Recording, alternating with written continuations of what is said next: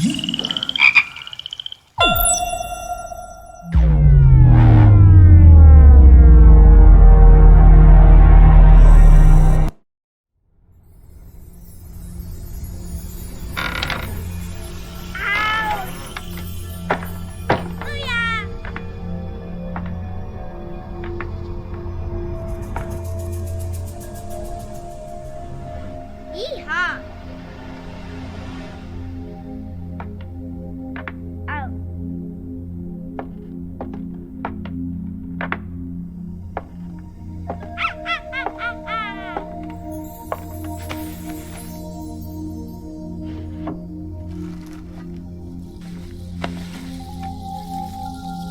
La la la.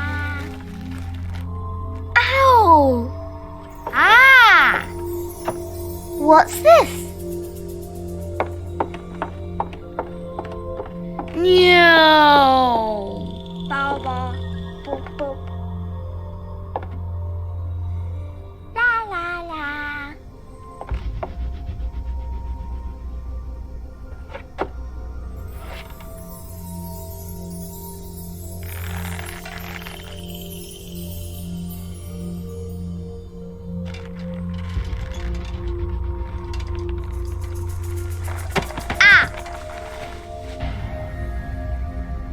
Ooh.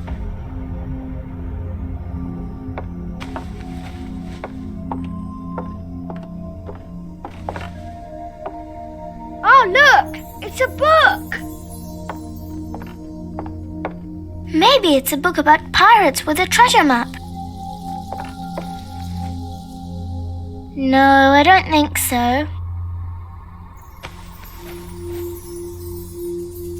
I wish that I had seen through all your lies. Oh, start from the beginning, not the middle. And so I decided to pick up my pen to relate the most disturbing episode of my life thus far. It all began early one morning in 1898 when Sherlock Holmes invited me to accompany him on a visit to the Marquis of Conyngham.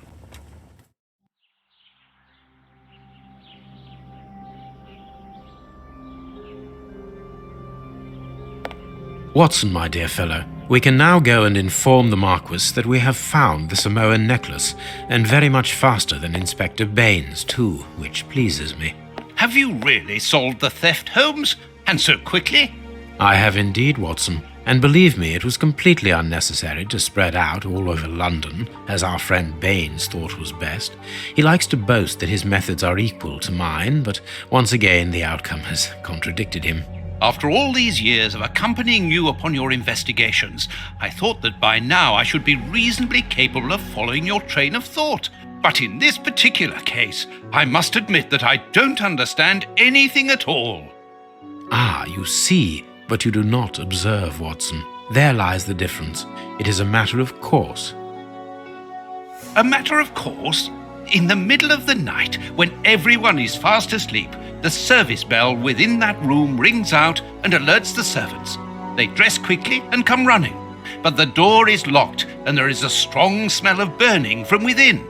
A few seconds later, the master of the house himself, the robbed Marchioness's husband, the Marquis of Conyngham, arrives and unlocks the door using the sole key. A fire has started inside the room, but they have managed to arrive in time to put it out.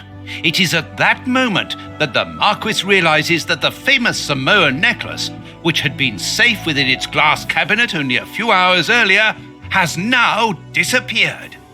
In order to explain, let us confirm my theory before the arrival of Inspector Baines.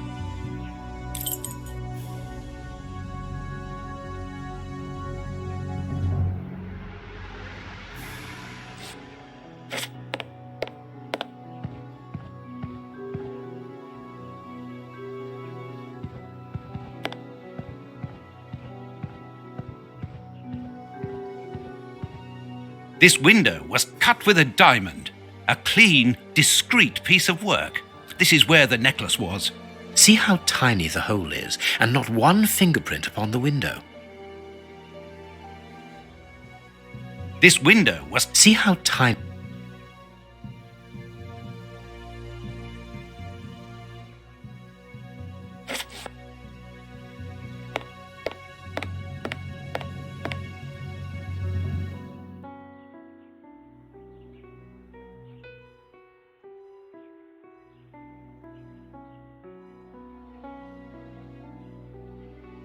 A mark undoubtedly made by a diamond. Someone tried to cut the glass, but he was interrupted.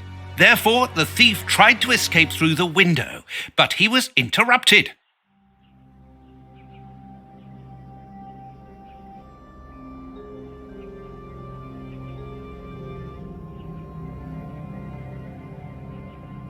All the windows are locked. They've not been forced.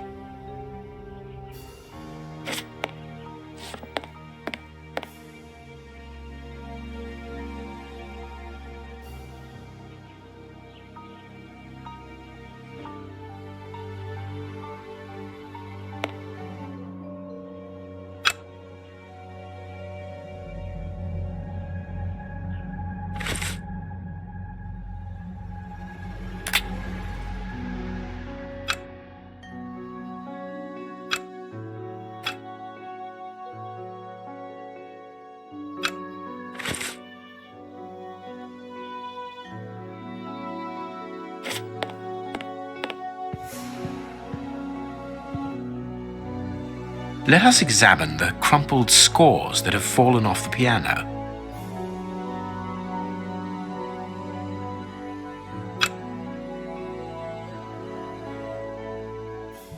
These sooty prints were left by a tiny hand. I don't understand why these music scores are covered with soot.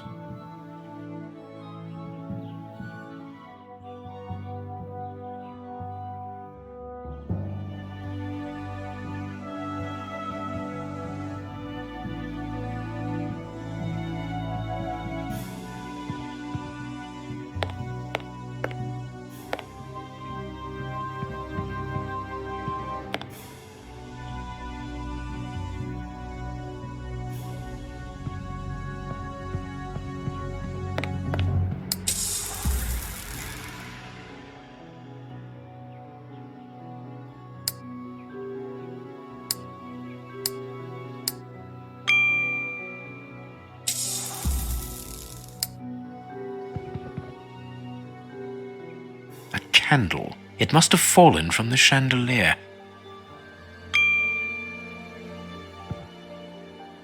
These documents are not very interesting, even though they're addressed to the Minister of Maritime Affairs. The Marquis himself.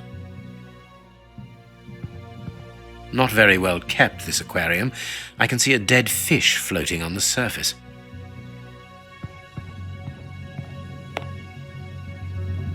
This draft screen makes an ideal hiding place. As the theft was committed at night, I conclude that the thief hid himself behind the draft screen and waited until he was alone in the room. Strange, there aren't any prints, yet I'm sure that the thief hid here.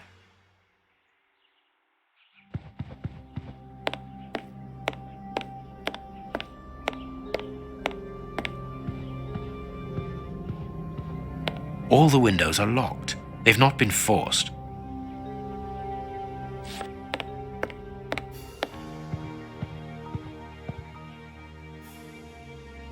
Footprints. You are not going to get on your knees to examine them. There is no need. It is soot. The servants must have trodden in it while they were putting out the fire. Heading towards his chosen escape route, probably the window, the thief knocked over the stool, which then caught fire. But why didn't he try to put the fire out at once? Strange. There are some objects here that have been knocked over. The fire started here, just beneath the bell pull. Whoever pulled the cord would have had his feet in the fire, unless it was pulled before the fire started.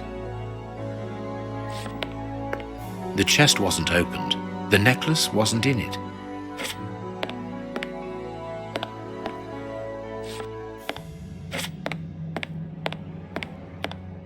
What do you think, Holmes? Let us search the room before the police get here. We might throw some light onto all this.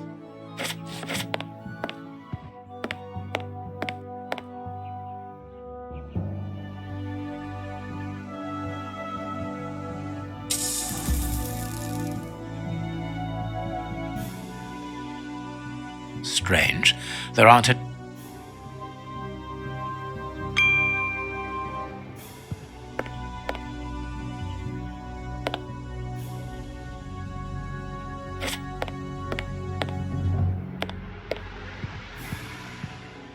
candle. It must have fallen from the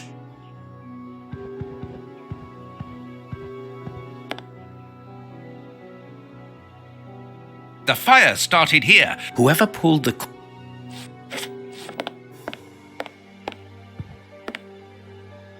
All the windows are locked. They've not been forced.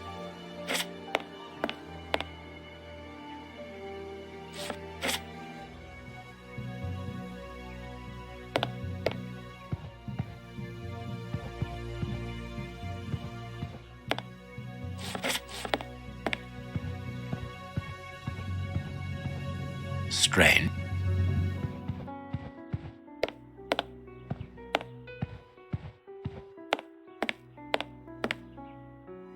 The fire started here. Whoever... The chest was...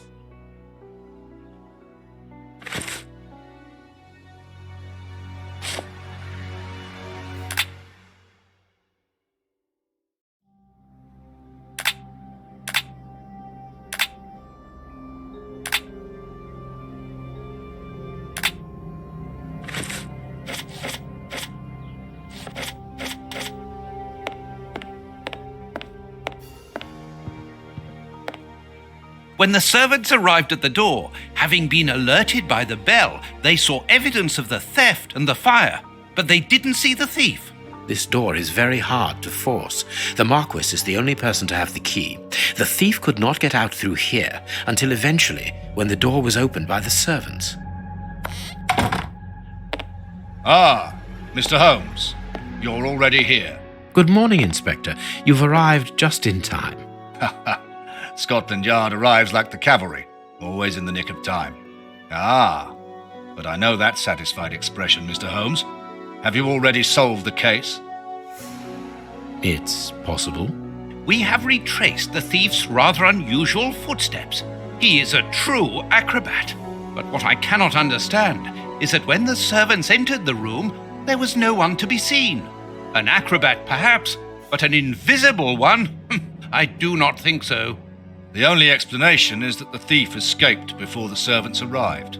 I don't know how, but there is no other way. Half a point for the doctor, nil for the inspector. I am pleased to see that you find the situation amusing, Mr. Holmes. Very well then, explain.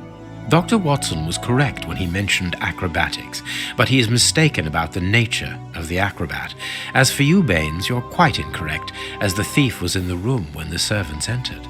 Explain, for heaven's sake, Mr. Holmes. Watson, how could a thief be missed in the middle of 8 men? I don't know. Because he is very small? Stop teasing us, Holmes. Exactly, because he is small and remarkably agile. You're thinking of a monkey?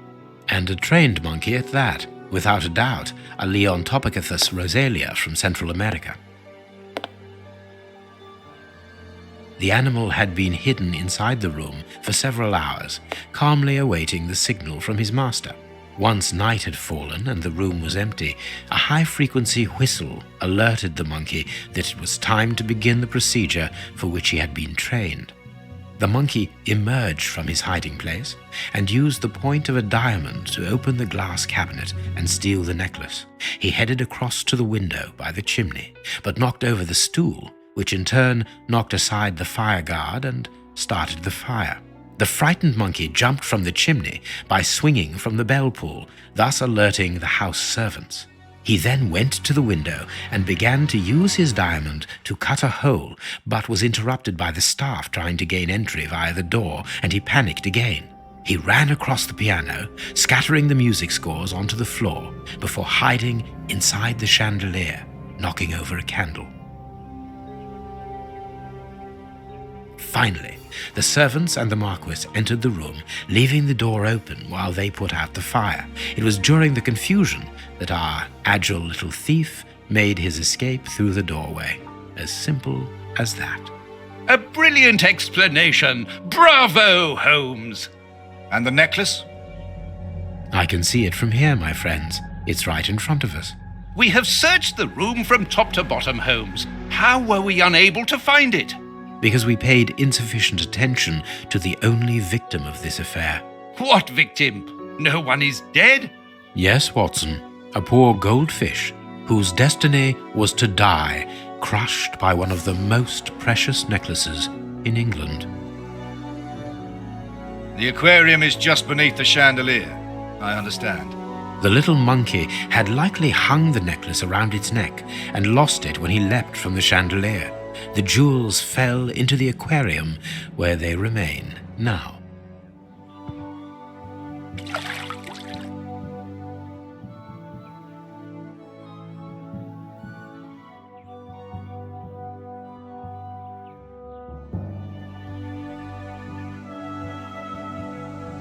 Marquis, here is your necklace, intact, just a little wet. Mr. Holmes, this brilliant demonstration does credit to your reputation. Thank you so much, Marquis. Do you wish to verify the authenticity of your jewel? No, I recognize it. I have spent many hours admiring it, you know. Good. I will return it to its box and... Inspector, a bank has just been held up. You must follow me at once. Orders of Scotland Yard. What times? Sirs, duty calls. My regards, Marquis. And well done again, Mr. Holmes. There, the necklace is in its box. We've lost enough time here. Let's go home, Watson. Ah, very well, as you wish. A good day to you, Marquis. With pleasure, gentlemen. And once again, thank you.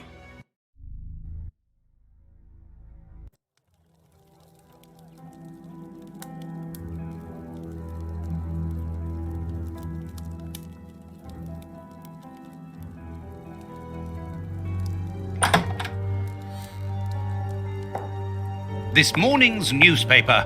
Holmes, have you read this article about you? No, Watson, not yet, and I won't have time to. Read it before you leave. It's outrageous. If you insist.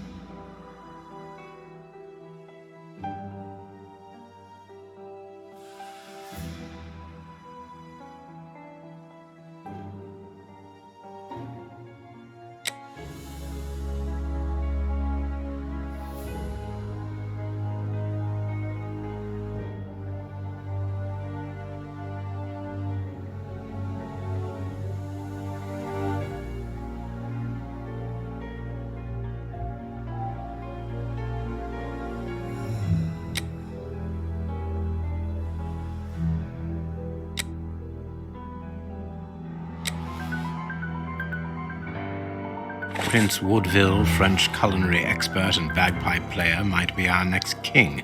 That's not so shocking, my dear fellow. You know exactly to which article I'm referring, Holmes. How can Farley dare to tarnish your reputation like that? You know, Watson, that wherever glory walks, jealousy is bound to follow. As for the forgery of the necklace, I suspect that we shall soon be enlightened in this regard. Come in, Inspector Baines, the door's open. Ah, Mr. Holmes. How did you know I was here? You are one of our rare visitors who avoids the second-to-last step of the stairs, which creaks dreadfully. And if I add the clinking of the handcuffs at your belt, to what do we owe the pleasure of your visit, Inspector? Have you read that, Rag?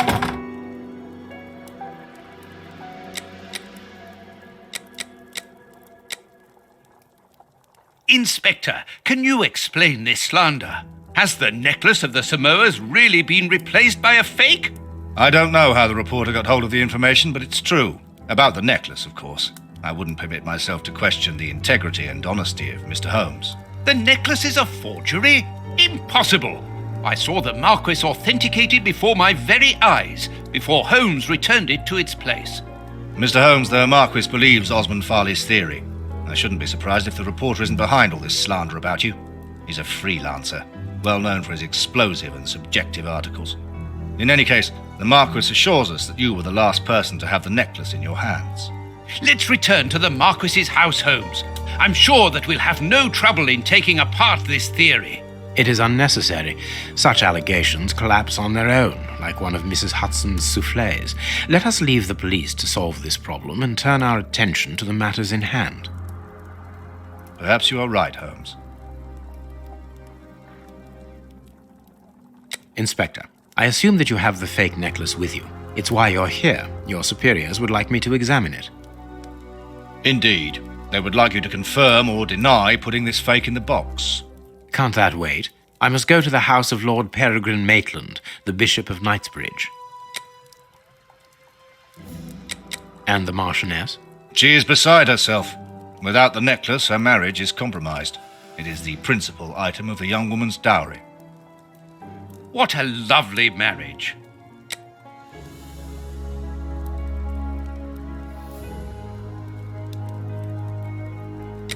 Holmes, forgive me for insisting, but don't you want to examine the fake jewelry? Watson, I have an appointment, and it's out of the question that I arrive late. It will only take you a couple of minutes. You really must quell the suspicions put forward in this appalling article. If you will allow me, Inspector? Be my guest. Very well.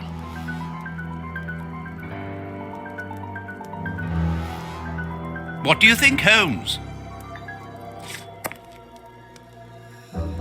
What do you think, Holmes?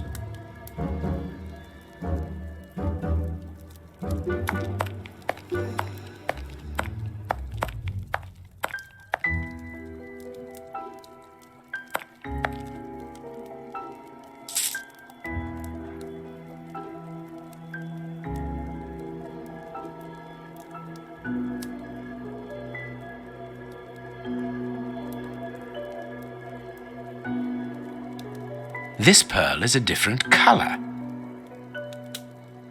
These 3 pearls are of poor quality.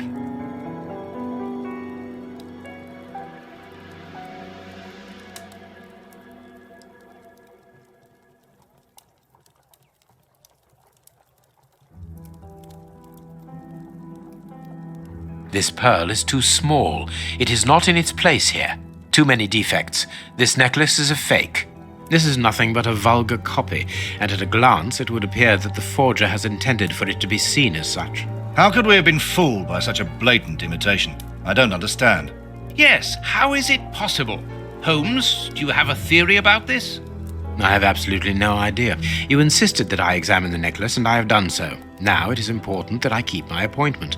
I'm sure, Inspector, that you will throw some light on this affair. Holmes. You may accompany me, Watson, if you care to do so. Goodbye, gentlemen. I'll keep you informed as to my inquiries. Goodbye, Inspector. You mentioned a bishop, didn't you? Are we going to his home?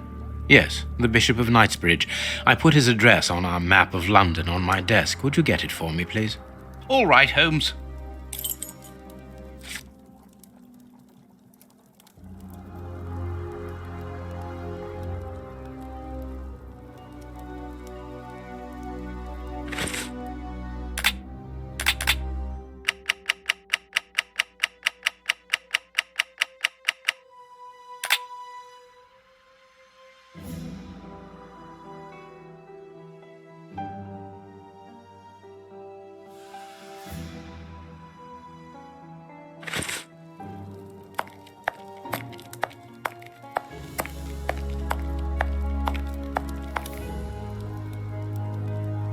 Holmes's homemade analyzer. The work table, where Holmes analyzes things.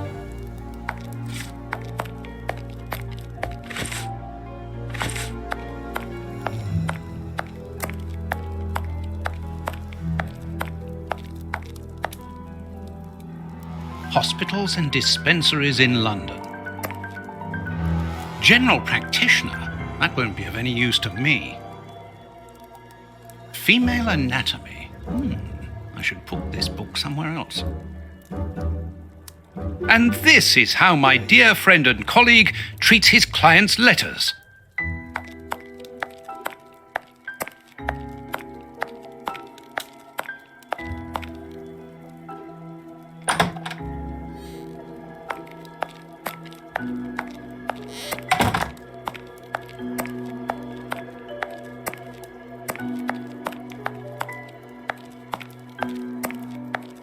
This bust was used to fool Colonel Moran during the case of the empty house.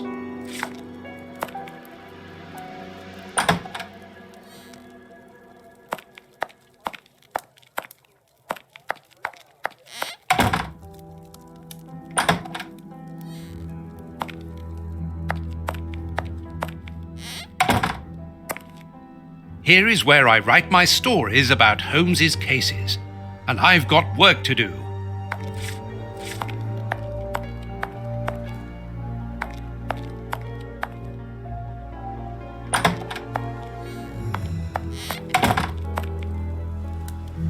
I have found your map.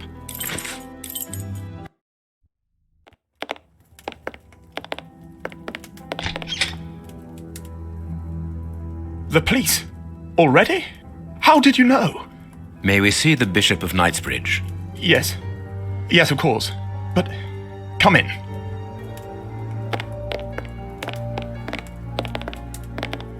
What has happened, Reverend? What? I don't know. It was last night, I think.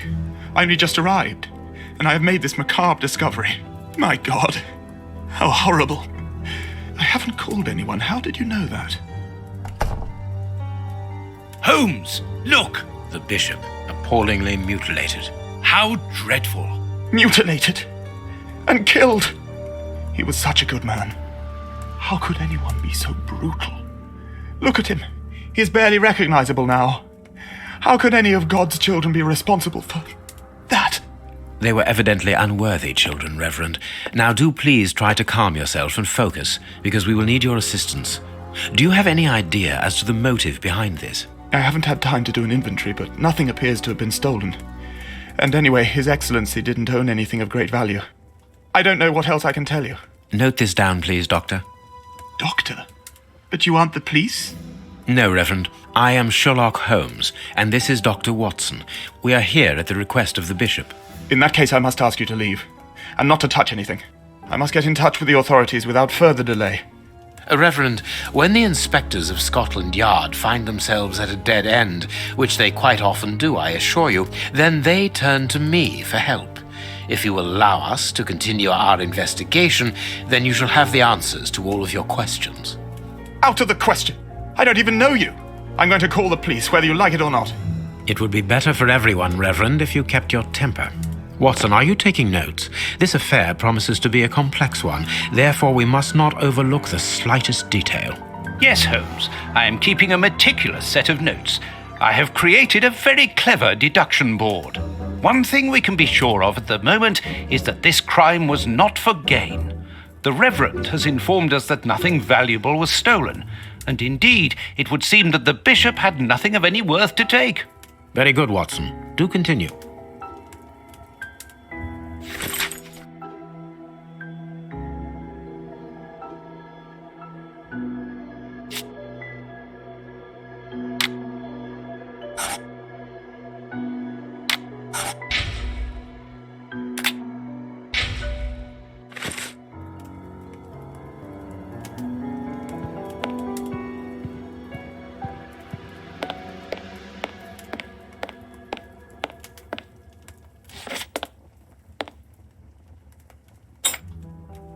A surgical scalpel covered in blood.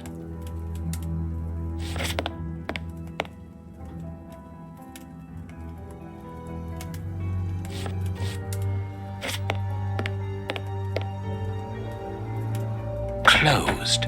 The veranda door hasn't been forced. Strange. Reverend, might I have the key? No! You have no authority here. Let me call the police. Perhaps we should listen to him, Holmes. Perhaps you should let me get on with this, Watson.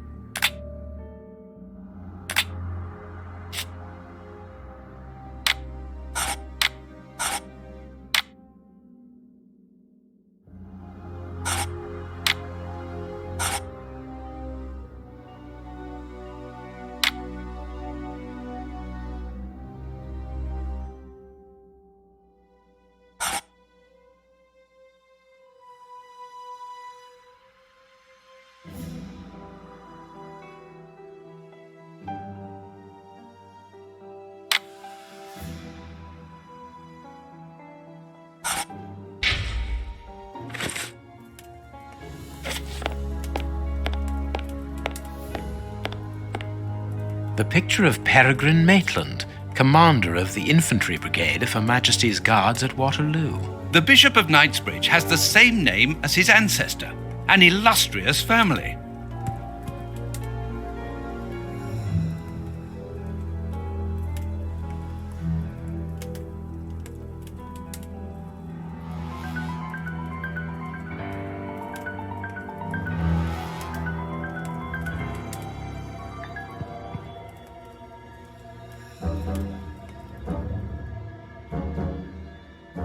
I am missing some information. Reverend, I'm missing something, an implement with which to open this chest. Could you tell me where to find it? No! Go to the devil! What are you afraid of, Reverend? What is inside the chest? I'm not afraid of anything. In fact, I do have the necessary implements, but if I have to give them to anyone, it will be to a representative of the law and no one else.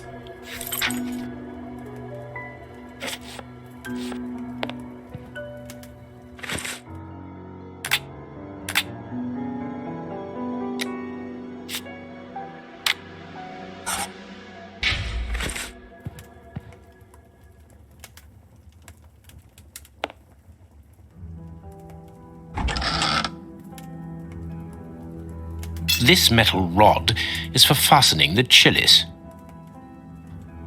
A whip? No, it is a discipline for self-flagellation.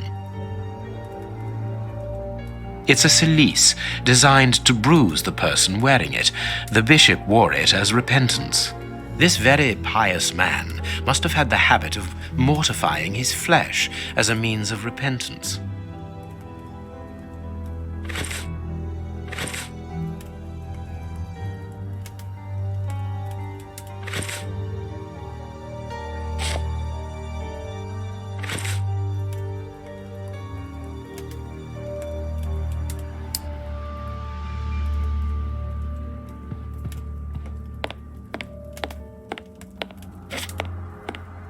A broken bottle of whiskey.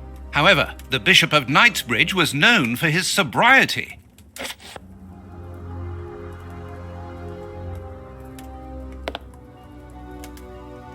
A broken phial and blood near the neck. What a strange smell. Phew, chemical components, I think.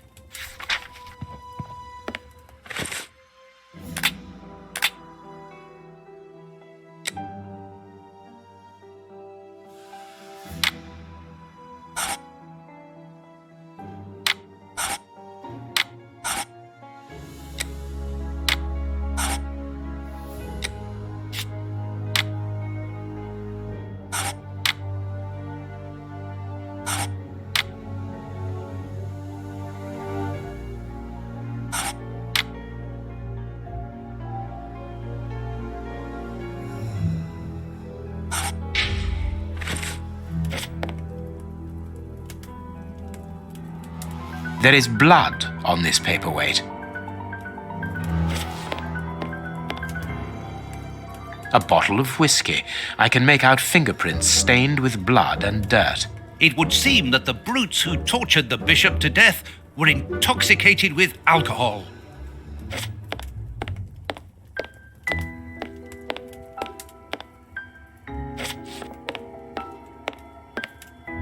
This stove is filled to overflowing.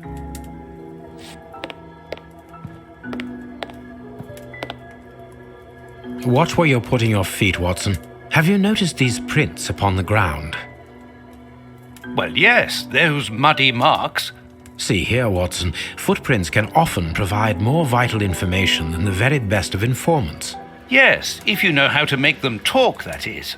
It's child's play, Watson. We will begin by excluding the contaminating prints, which are yours and mine from where we came in, and those of our dear Reverend who was so impatient to call the police.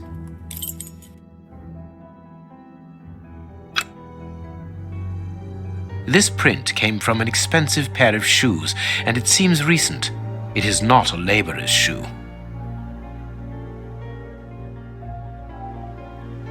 Hobnail boots like those worn by laborers.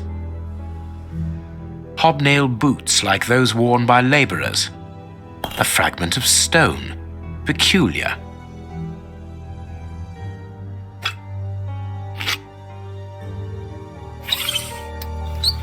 Size 9. Size 9. Nothing of interest here.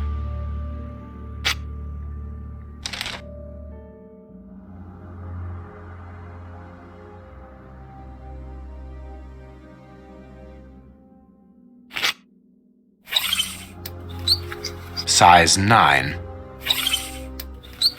Size 9.5. Size 9.5. Hobnail boots like those worn by laborers.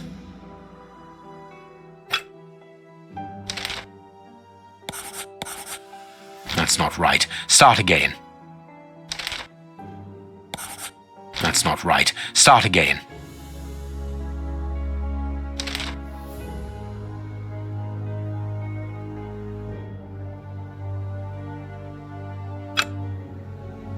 Nothing of interest here. Well-worn shoes with an odd pattern on the soles. Hobnail boots like those worn by laborers. Hobnail boots like those worn by laborers.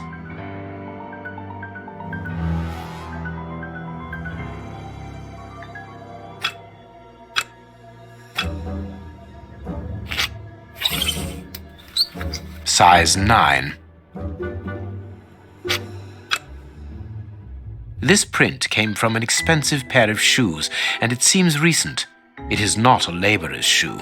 This print came from an expensive pair of shoes. Nothing of interest here.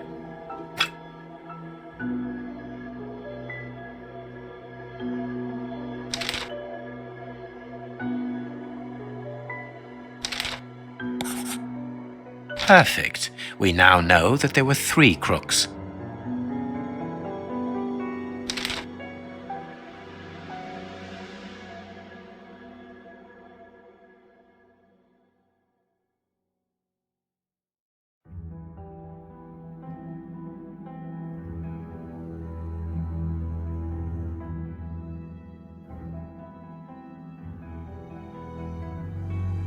That's not right. Start again.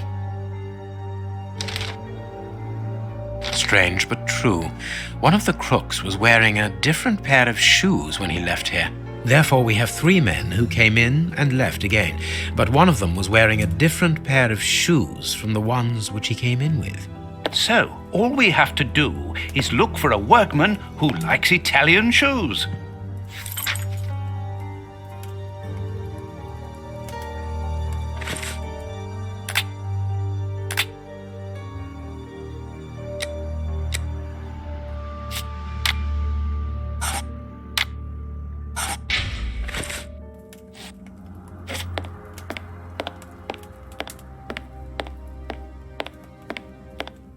This door has not been forced.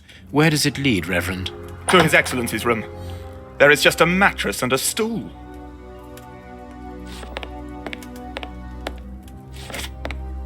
The bishop's bedroom. It is very austere. Nothing in particular here.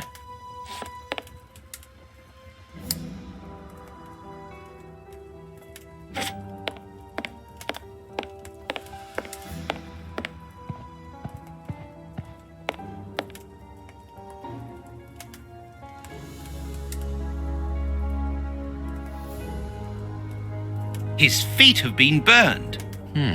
My first impression is that he wears a size 9 shoe. You? But what does it matter, Holmes? This poor man was tied just below the knees. To stop him from walking, certainly, but mostly to free his feet. These burns are terrible. A finger. Apparently it doesn't belong to the Bishop of Knightsbridge. How dreadful.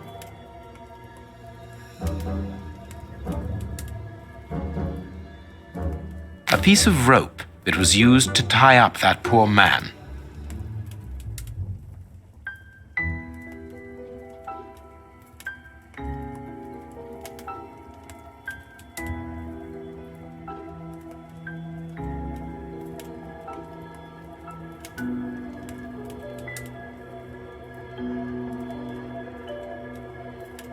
The fingers have been crushed and violently struck.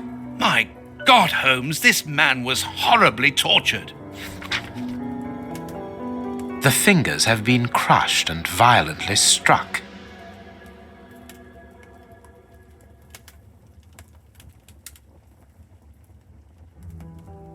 His stomach is covered in scratches. Quite evidently, they weren't made recently.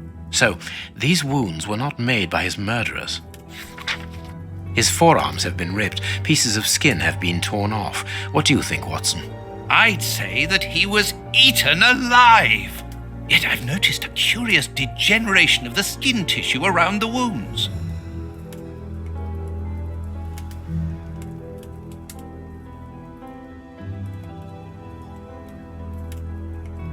Something is missing here. Oh, yes?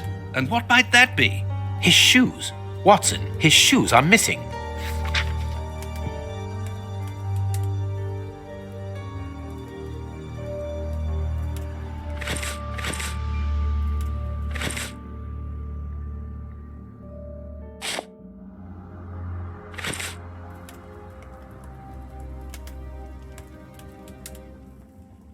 His forearms have been ripped, pieces of skin have been torn off. What do you think, Watson?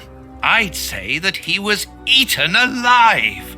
Yet I've noticed a curious degeneration of the skin tissue around the wounds.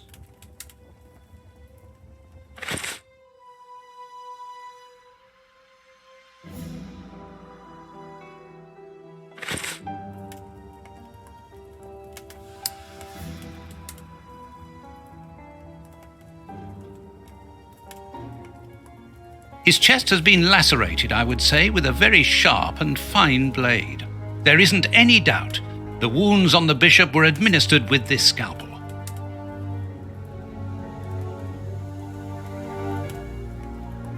You can see by his expression that he suffered terribly. His mouth is covered in blood, and I can make out strips of skin between his teeth. My dear friend, everything points to this man having gnawed at his own forearms. That's unbelievable, Holmes.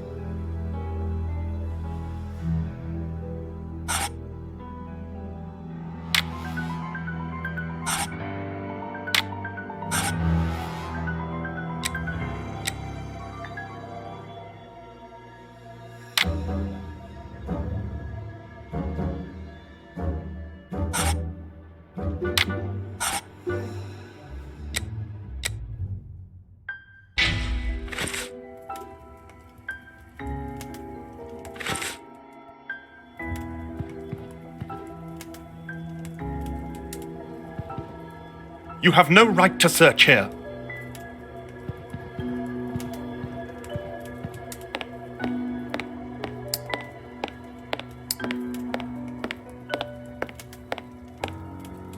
It is impossible to get out.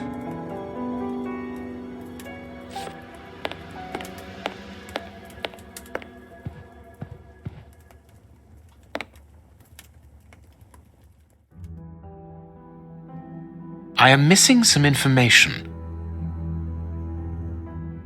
Impossible to open it. Let us look at our deduction board, Watson.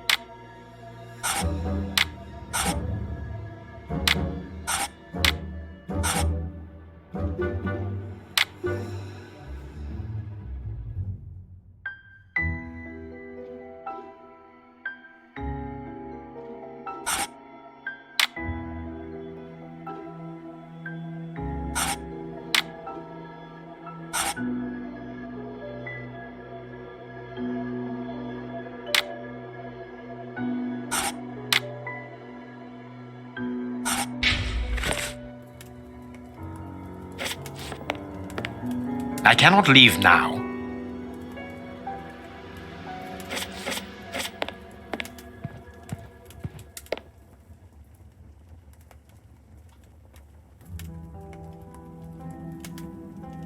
His feet have been burned. My first impression is that he wears a size 9 shoe. You? But what does it matter, Holmes?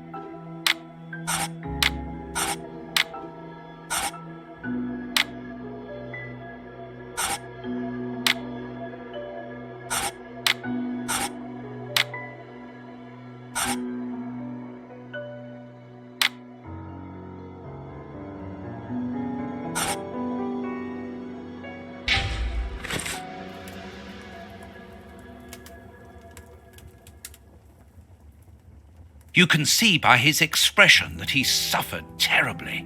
His mouth is covered in blood, and I can make out strips of skin between his teeth.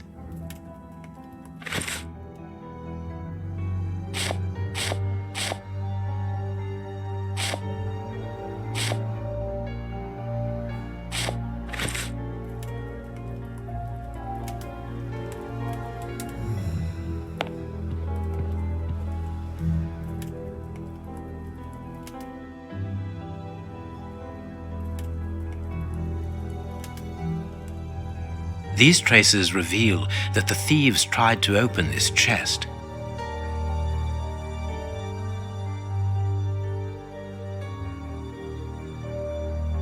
I need something. Impossible to open it.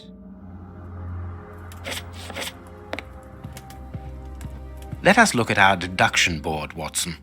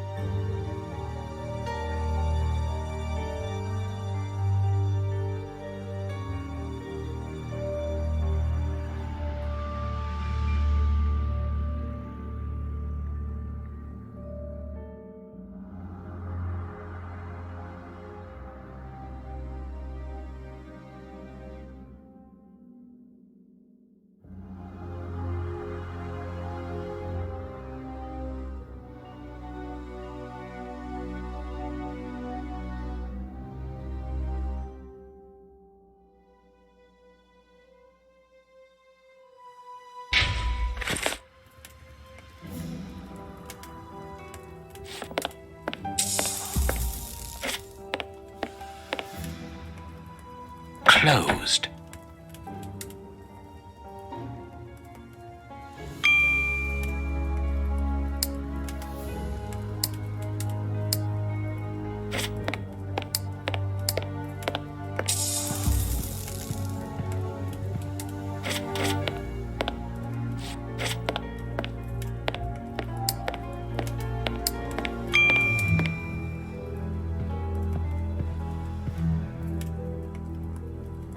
You have no right to search here.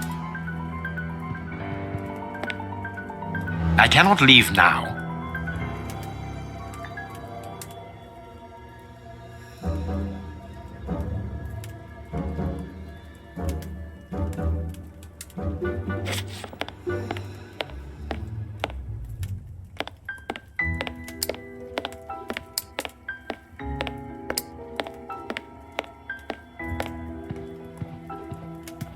You have no right to search here.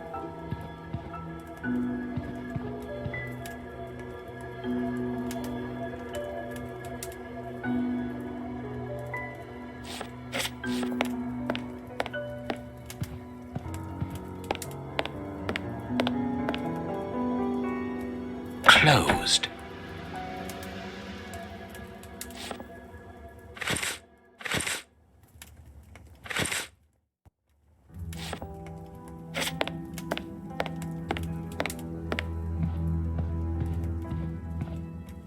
This stove is filled to overflowing. A bottle of whiskey. I can make out fingerprints stained with blood and dirt.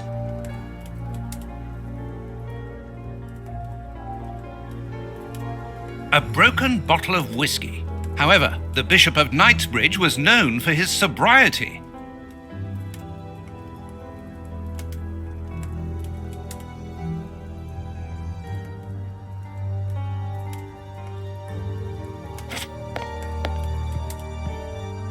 There is blood on this paperweight.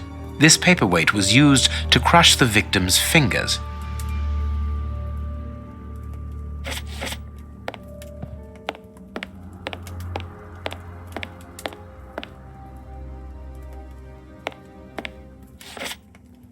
There is blood on this paperweight.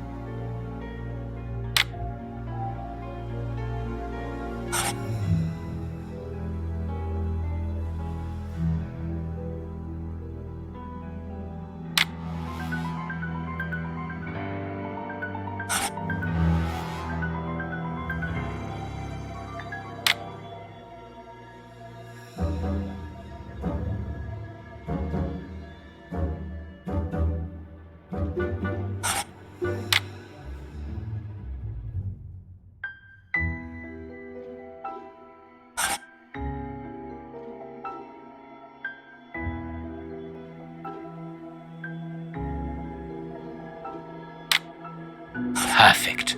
It is evident that the Bishop of Knightsbridge's killers were after something specific, and that they did not find it. Reverend, I shall ask you one more time. Open the chest. The item they were seeking must still be inside. It is unlikely that they will let this matter rest. They will most certainly return to finish what they started. And I'm telling you once more, the chest is locked and shall remain so. Very well. We have reached an impasse. You are a stubborn man, Reverend. Watson, accompany our friend to the police station and return with Inspector Baines. Baines and no one else. I shall wait for you here. Go. Alone at last. Now I can continue my investigation. Alone at last. Now I can continue my investigation.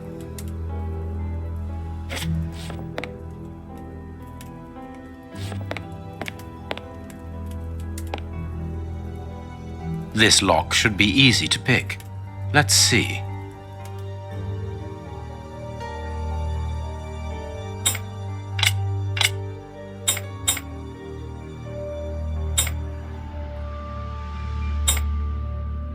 That's not right. Start again. That's not right. Start again.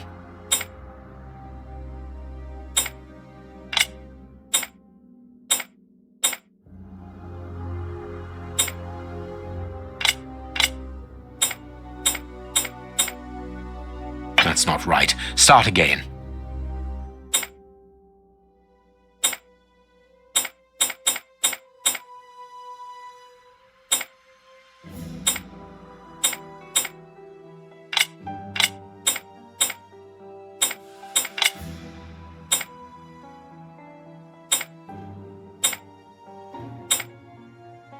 That's not right. Start again.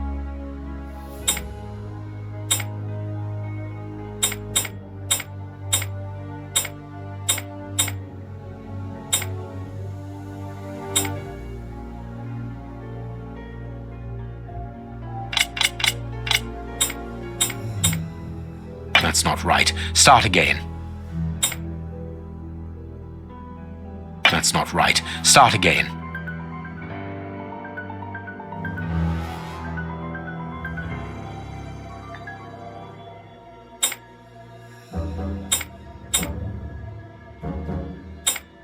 There we are. It is simplicity itself. There isn't anything much in this room. It must be used as a reading or meditation room. An ink stain, quite fresh. This stain is just on the edge of the rug. Let's see. There is nothing on the floor, yet the ink must have soaked through the rug.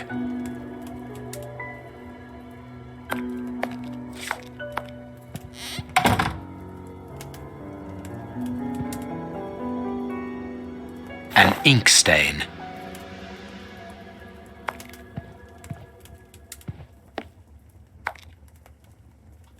This inkwell was tipped over recently. The ink stain on the floor comes from the ink on the rug, but they are not in the same place. Someone has moved the rug recently.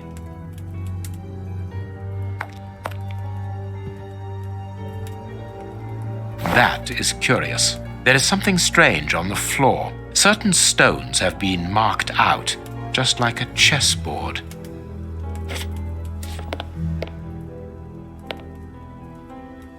Apparently, someone wanted to hide this statue. This horse resembles a large chess piece.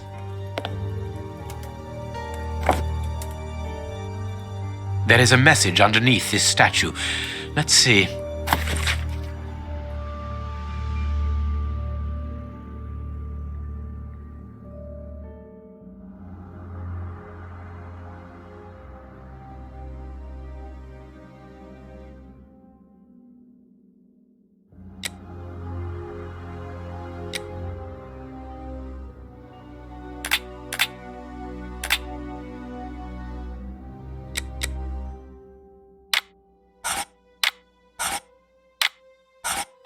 This message was written by a woman, but for whom was it intended?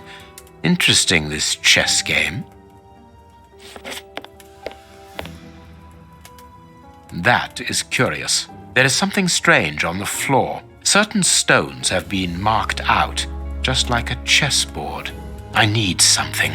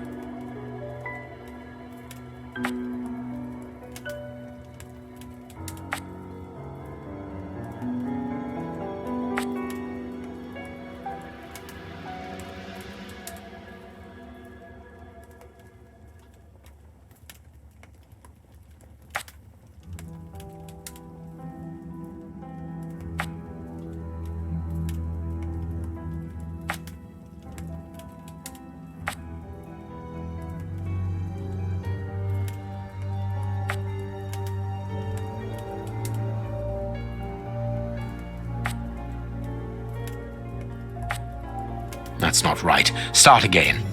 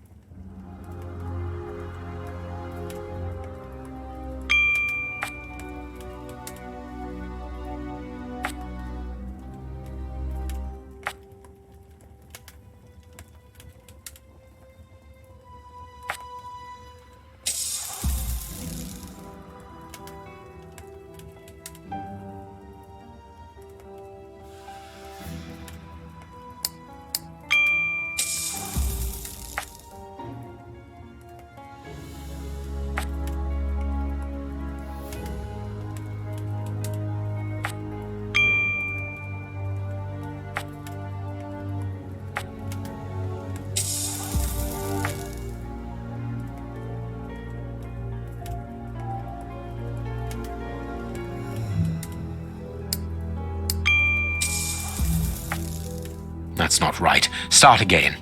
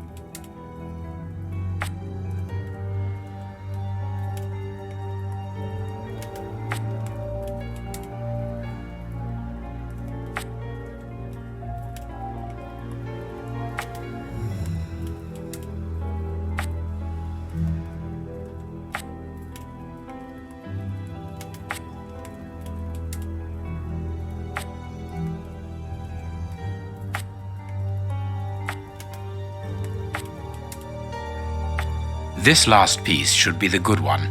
It will have to be pulled free. I need something.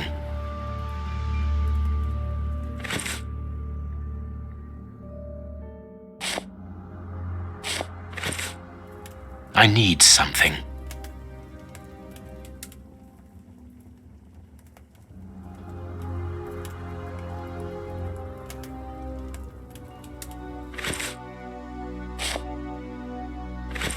I need something.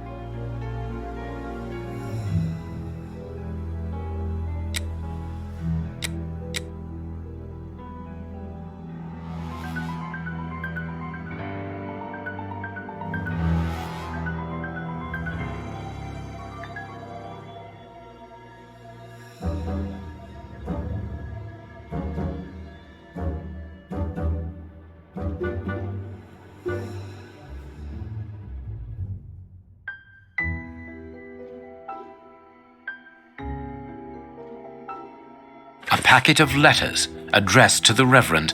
They were written by a woman who mentions his illegitimate children. Their affair isn't official. Perfect. I have you now, my wayward Reverend.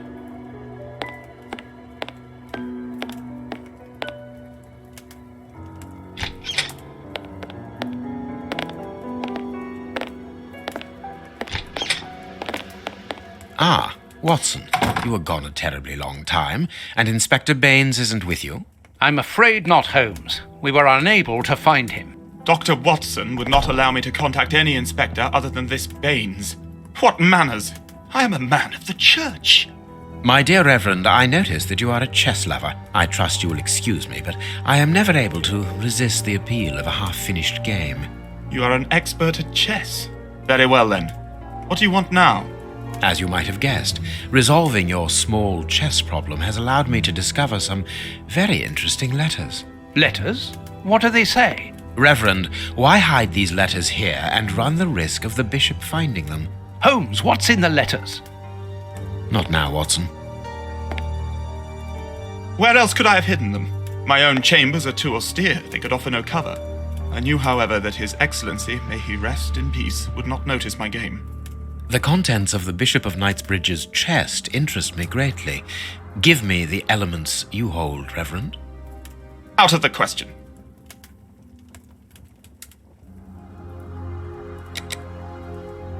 Do you understand that you are the prime suspect in this terrible murder?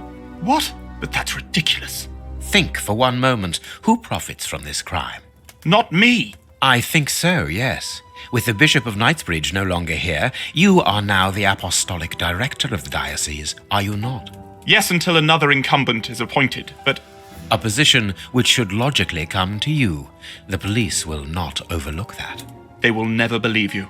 But of course they will. Do not forget who I am, Reverend. You are odious. Here are the stems that you were looking for.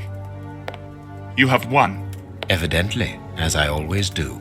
What are you able to tell us about the Bishop of Knightsbridge's last days? Did anyone come to visit him? Did he seem worried, anxious? Do not omit the smallest detail. His nephew came to see him yesterday at His Excellency's request. I found this visit a little peculiar because the young man rarely visits his uncle. Do you know why that might be? Were they on bad terms? I don't think so. It's rather a consequence of his work. The young man is employed within the archive section of the Royal Library, which doesn't leave him with a lot of free time. Do you know the reason for his summons? No, but the conversation was very heated. It only lasted for a few minutes and ended with the nephew in a terrible rage. Interesting. I've answered your questions. Will you now let me contact the authorities? I'm afraid not, Reverend. Not just yet. All right, now we can open the safe.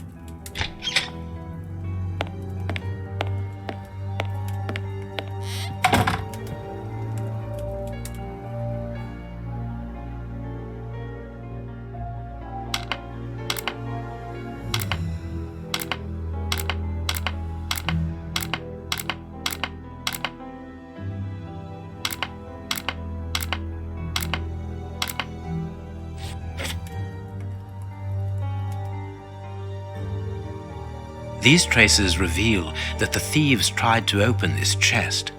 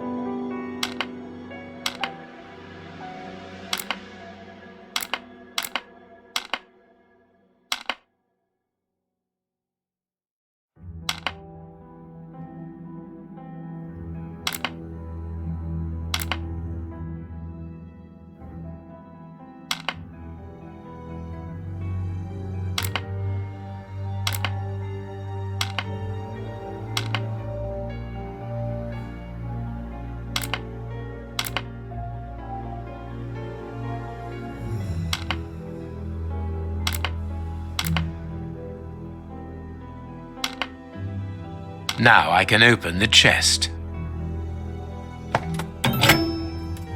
Here we are. I am eager to discover what remarkable treasure could justify such an act of barbarity. Extraordinary. This chest is impenetrable. How is it possible? No one other than the bishop should be able to open it. You open the chest with disconcerting ease, Holmes.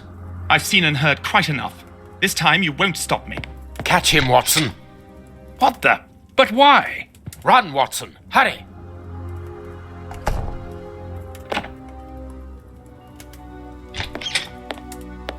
He's escaped. I hope that your motivations are founded, Holmes. I don't much like skirting around the edges of the law like this. It is annoying. Let's leave without delay. What have you found in the chest, Holmes? What in there is so precious for these men to commit such terrible acts? The Reverend was telling the truth. Nothing important was locked inside the chest, apart from a few religious items which are hardly worth stealing. So, we haven't made any headway. Perhaps the police will. By the time the police arrive, we shall be a long way from here, Watson. We are leaving.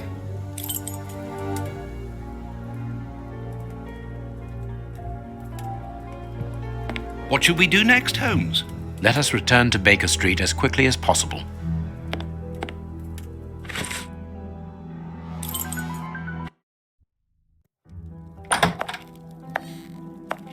We have crossed London at a breakneck speed. We could have knocked someone over, and naturally I had to pay the cabby out of my own pocket. Watson, stop complaining. We have to analyze the clues found at the bishop's house.